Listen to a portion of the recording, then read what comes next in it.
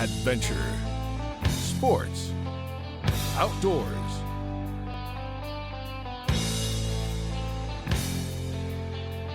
With host Billy Canterbury.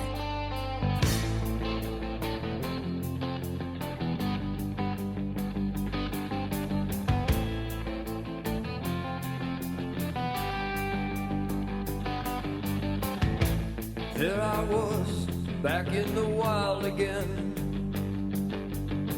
and I felt right at home where I belong. I had that feeling coming over me again, just like it happened so many times before. Yeah.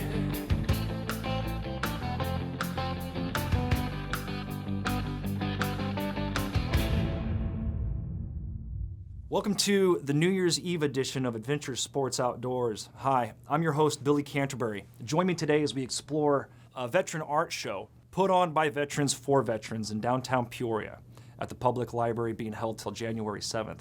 22 veterans statistically commit suicide daily. Because of that, my friend and I are raising greater awareness and doing what we can about it. So we decided to partake in a polar plunge. And you're gonna see us jump in some cold water. From there, we're gonna go visit Mr. Fish and see what he has to say about this year's ice fishing season. So stay tuned for a great show. We have so much more for you.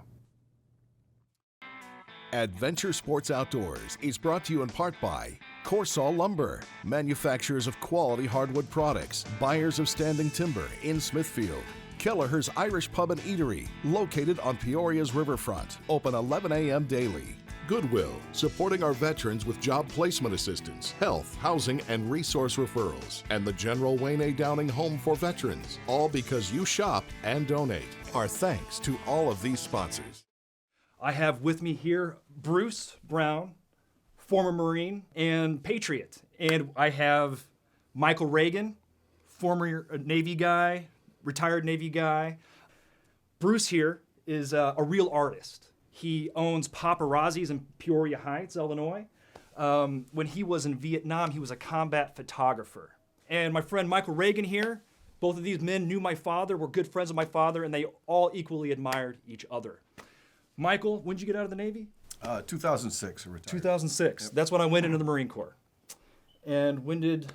So we'll just go back and forth here. Let's talk a little bit about your stories. Well, mine's from a half century ago. Yes, sir. You came before us. 1971. And for accuracy, I was not in Vietnam. I was north of the battle space in Okinawa. Okay. Marine Corps Public Affairs. My job was to make the training pictures look real. And we tried to do that. And like everybody else, yours and Michael's service, one day to the next, you don't know what's going to happen. You don't know. Yes, sir. You don't know. Marine Corps Public Affairs, we have a saying, last to know, first to go. You have something new every day. We're going to kick the bejesus out of somebody. Shouldn't we have a photographer there to... the essence of photography is to take a very thin slice of reality, boom, 250th of a second, and from that tell a story of kind of what happened before that 250 seconds, 250th of a second, and what happened after. So that's what I did, and I still do every day. I don't know, I was thinking the story you told me about the plane ride that you were on heading overseas. The plane, well, I'm always, part of the reason I'm in 22 VA is I feel I've been extraordinarily lucky. I had orders to go to Vietnam. I'm on the airplane. It's in the air. We stop at Hawaii for refueling. I have orders, 3rd Marine Division, Public Affairs, and the plane's in the air, and we're 1 hour out of Kadena Air Base, Okinawa, for refueling, and the pilot comes on and says, "Attention Marines." By the way, so you can get a picture of the color of things in 1970, we're on a 727, 707, 120 Marines on board, charter aircraft. They're smoking in those days, and at any given time, 70 of the 120 were smoking, okay? So you can get a feel of what the atmosphere was. And by the way, I think it's just like a 16-hour flight, okay? So we're a couple hours out of Okinawa, and the pilot comes on and says, "Attention Marines, we just got word that the 3rd Marine Division is pulling out of Okinawa, or out of Vietnam, and will be stationed permanently in Okinawa. 2 of you Marines have orders for 3rd Marine Division. When we land at Kadena Air Base in Okinawa, get your gear and get off the airplane."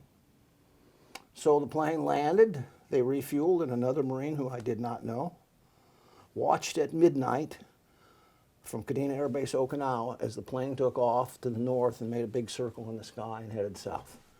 So my remaining time in the Marine Corps was in Okinawa, taking training pictures of Marines getting ready to go into the battle space and taking pictures of Marines coming out of the battle space. And for clarity, the ones going in were vertical and the ones coming out were horizontal, okay? PTSD. Michael, why did you start 22 VA? Was it 8 years ago? Well, there was, it's been 8 years since we started 22 VA officially. There was a Veterans Fine Art exhibit going on, and I was asked to participate in that, and I said, my art is not fine. It may begin with the F, but it's definitely not fine. And it was kind of a camaraderie, but it was a competition too. And it was, Yes. That was the aspect I didn't like of it. But anyway, the person who had set that up was planning on moving, didn't want to do it anymore. And I'd met some really cool artists, and I thought it would be neat to continue having an art show, an art exhibit of some type. But I didn't want it to be a competition. I wanted it to be just a group of people getting together and collaborating and all different types of art. And it was actually Daryl down at Veterans Pub and Pizza. It was just like, hey, I've got all these names. He gave me some list of names, and it was like 13 people. Along with the other veterans that I knew, it equaled 22 people. And I got thinking about that, and thought 22 veteran artists would be a good way to start this whole thing off. And incidentally, Randolph Prunty, who's not here right now. We'll be here next time. Yeah, Randy was kind of another artist that I'd connected with. And I talked to Randy and I said, hey, I've got an idea here. And I told him, I said, when I was 5 years old, my grandfather committed suicide. He was a World War II veteran.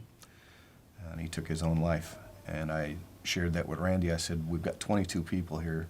I'd like to make this about, raise awareness about veteran suicide and how art can help healing. Randy told me that he had also had a family member commit suicide that was in the Gulf War. I didn't know that. We had a kind of a little informal meeting with a bunch of us artists.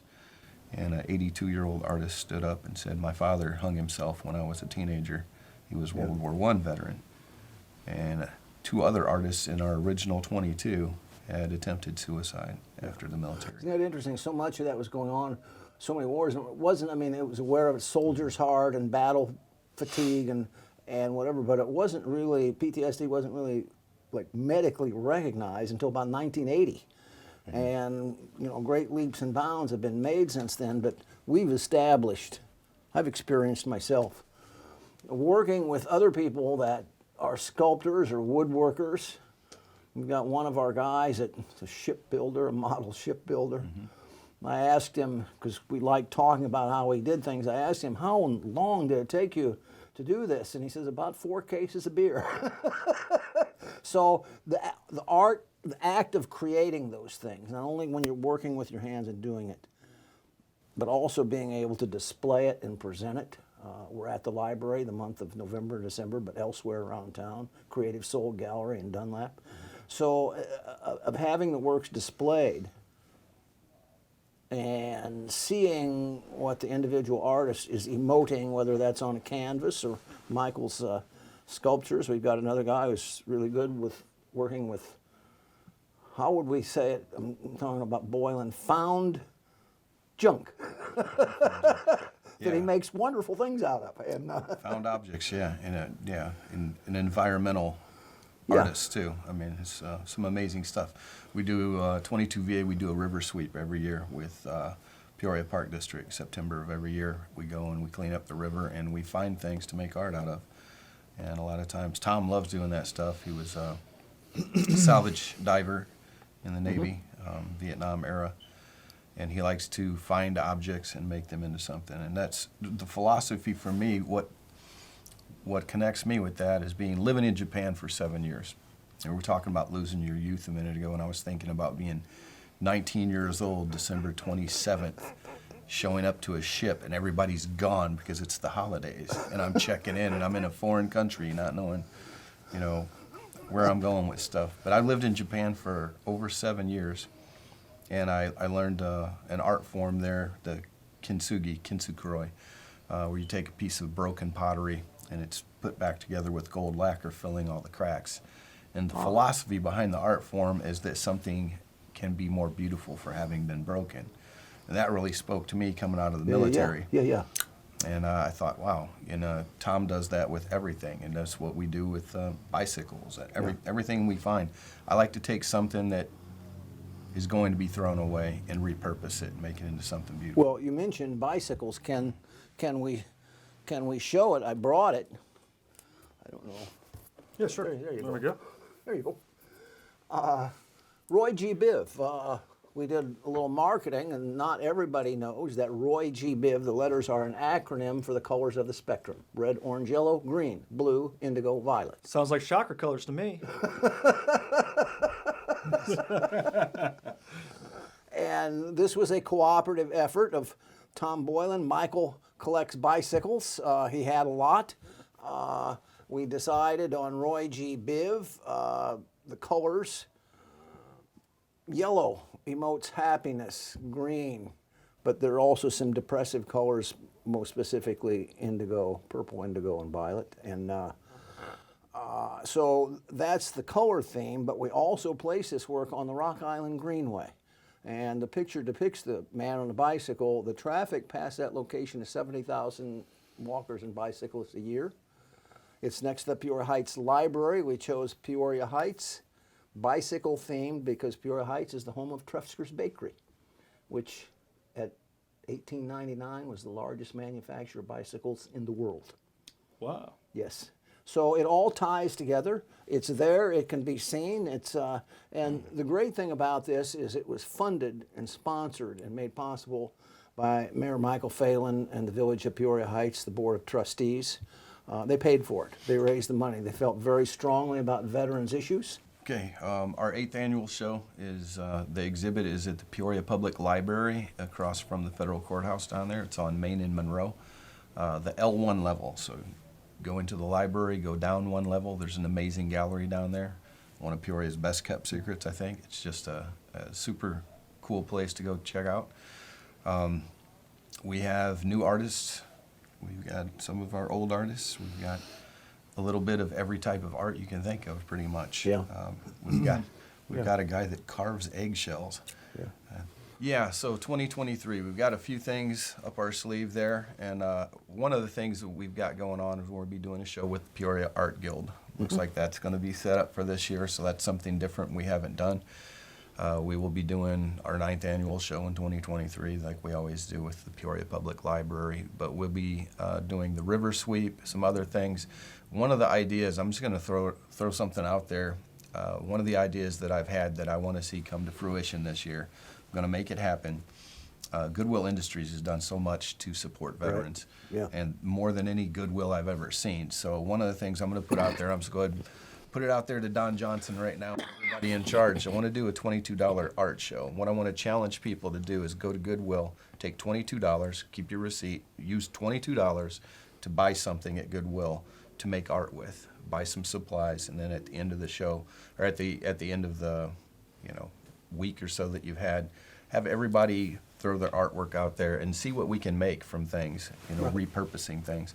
But I do want to do that this year. Have a $22 art show and raise awareness about veteran suicide, about the 22 Well, day. and what's happening because of this show, Billy, and ones that your father did, and Michael, we are getting rapport in the community. It's starting to build where you have access to do things like Michael's talking about. So this show is, thank you. Well, thank you, gentlemen. Thank you, gentlemen, for being here and everything you guys do. And Always. thank you for your service. Always interesting. Back at you. Thank you for the support. Well, we're going to do this again. All right. We'll get more veterans here, too. Sounds good. Sounds good. See you next time. Semper Fi. Hi, I'm Dave Barth with your Sportsman's Tip of the Week. Many guys and gals are cowboys at heart, and everybody likes to shoot at a cowboy rifle. And today we have a few examples of some of those guns. We're going to start first with trapdoor Springfields. This is an officer's model, and it's a current production. Then we have the rifle version, and then we have the cavalry model, which is just identical just about to what Custer had at the Little Bighorn. They shoot a 45-70, they're single shot. You put that hammer on half cock, you open the loading gate, you drop your round in, close it, cock it fully, and you're ready to go. And then we jump up into lever action rifles, and these are Uberti, and they're exact copies of Winchester 73s. This is a saddle ring carbine. This is a deluxe rifle. And then Winchester started making them. They're made by Maruku, but they have the Winchester name, octagon barrel, and this is a full-size rifle. If you want something a little bigger, Winchester comes out with limited edition models. This is a Winchester 1886. Right behind that is the famous Yellow Boy carbine. It's a Winchester 66 copies made by Uberti. This is a copy of a Winchester 92 carbine. It's made by Rossi. This particular rifle is in a 44 Magnum. If you're a big John Wayne fan, they make the John Wayne rifle. This is a 4440, the large loop, just like what he carried in most of his movies. And here's a nice example of some American-made rifles. These are made in New Jersey by the Henry Company. I'm Dave Barth with your Sportsman's Tip of the Week. Good shooting.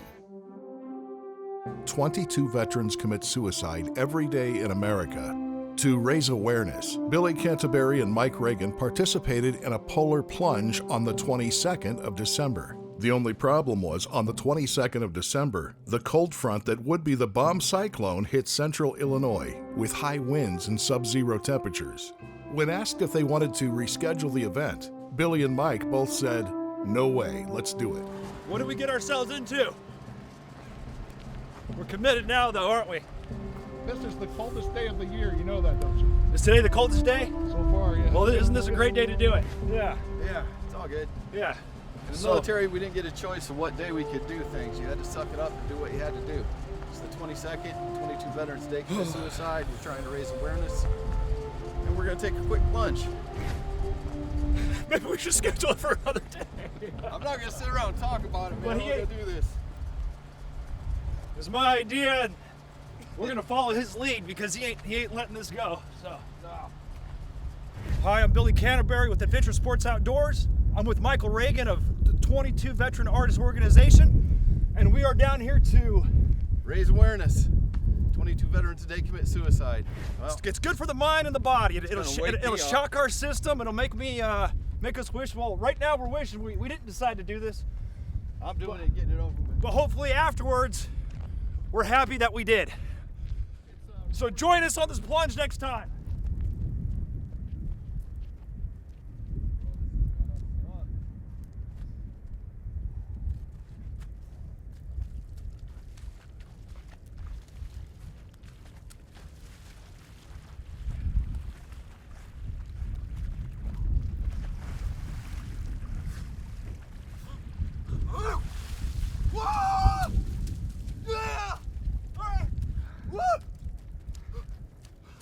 Let's go!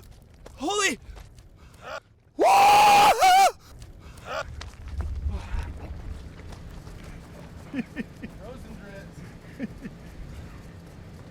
Get warm. Okay, here we are in East Peoria. A good friend of ours letting us use his pond. We thought we were going to come over and get a little fishing in. Today became a beautiful day of 60 degrees.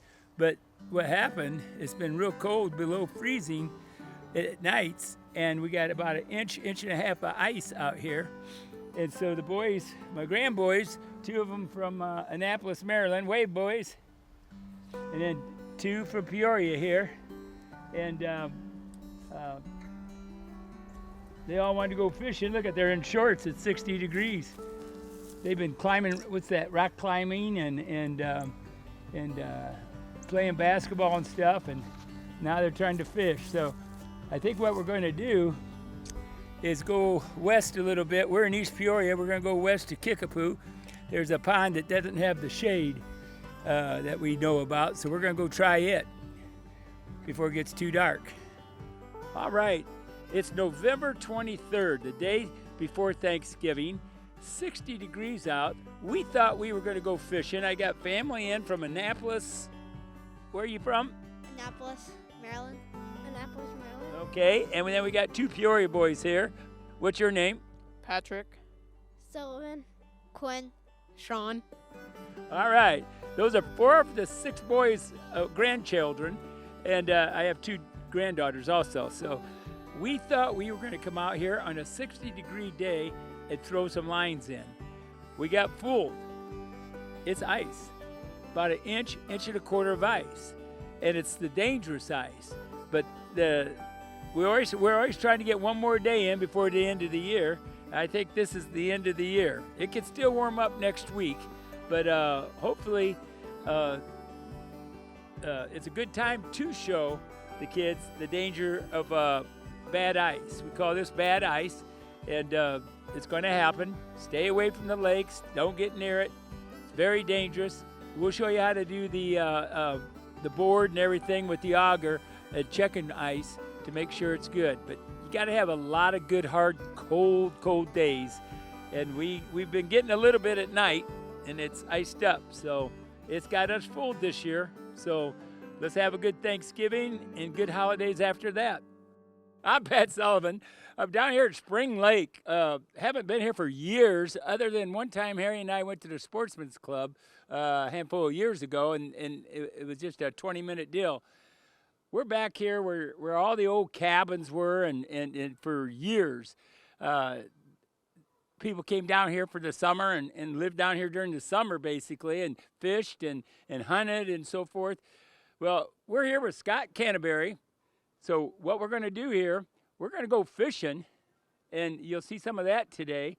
But we're going to come back because Scott's got a whole museum of collection from his grandfather, basically from his father, Harry, and we're going to go through a lot of it. It is really neat antiques. If you're a good antique, old building signs, you'll see a glimpse of it today. So Happy New Year, and we'll get right back to you. We're going to have some fishing going on.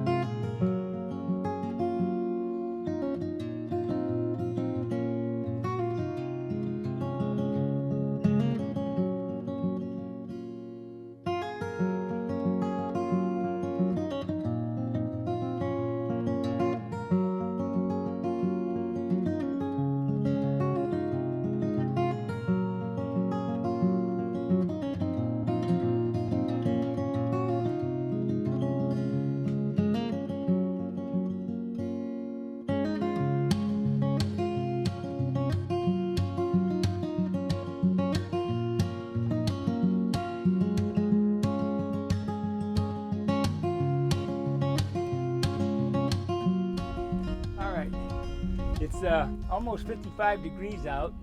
We've had some great weather to freeze up some ice. A lot of ponds that we know has 8 inches of ice. And so this is the dangerous part. So you gotta be careful. There's water on top of the ice. It's probably safe, but we're gonna check it. We got a 10-foot board here, and we're gonna make some drill holes and double check what we're walking on. No sense of going under. Rule number 2, we got a rope. I got a rope for you. Just right here. Yeah, that'd be great. We got a 50-foot rope here. Get it a little closer to you. There you go.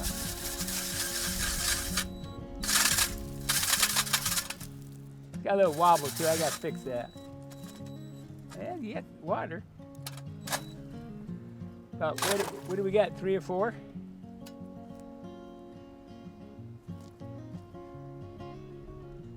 Yeah. Yeah. A little dangerous. What do you think of that? Yeah. I think I ain't going. No, Pat. I'm thinking the same thing. I know water. If it was just me monkeying around, I got no problem. Yeah. I've been under once, and I promised myself I'd never go again. Doesn't mean it's going to happen, but I'm not going to be. We got another spot to go. That's fine. Yeah, that's breaking too easy. See, it's It's be about twice that. huh? It's be about twice that. Yeah, it's bad ice too. You can tell. You know, you can tell bad ice. Yeah. This is the president of of the Sportsman's Club at Spring Lake. Yes, sir. I haven't been down here in 60 years. I've been here about 4 or 5 years ago when Harry Canterbury was here. Okay, for yeah. some kind of fundraiser. We did the fundraiser and came out. I didn't go down where all the houses, where all the cabins were. Right. And he's giving me a trip in memory lane because right, I used to come down when I was a kid. Yeah, yeah. So I've met a lot of I'm people. no kid out here. It was nice to meet you, Pat. Nice to meet you. Yeah. We just thrown some lines out. We thought we were going to go ice fishing, but it was too dangerous. We gotta fix that right here. Yeah. You guys helping it. Yeah. Bringing that geese in too. Sure, yeah. You can see them all out Oh here. yeah. There's thousands. I mean, look at that. Yeah. That's quite a deal. Well, I hope you catch a fish. Usually people do right here. Well, we're going to try. Yeah.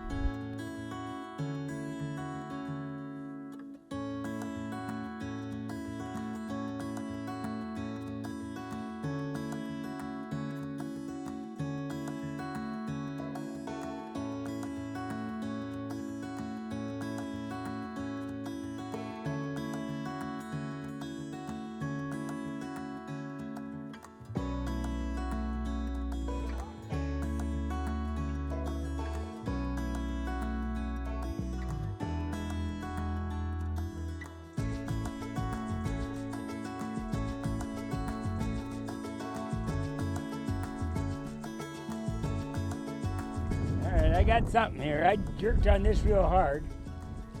Look at that. Look at that. Wow. I'll hang that on my wall. Dry this out. Somebody's already trimmed it. Look at that. You want that for your cabin? We'll dry it out and... Okay. Yeah.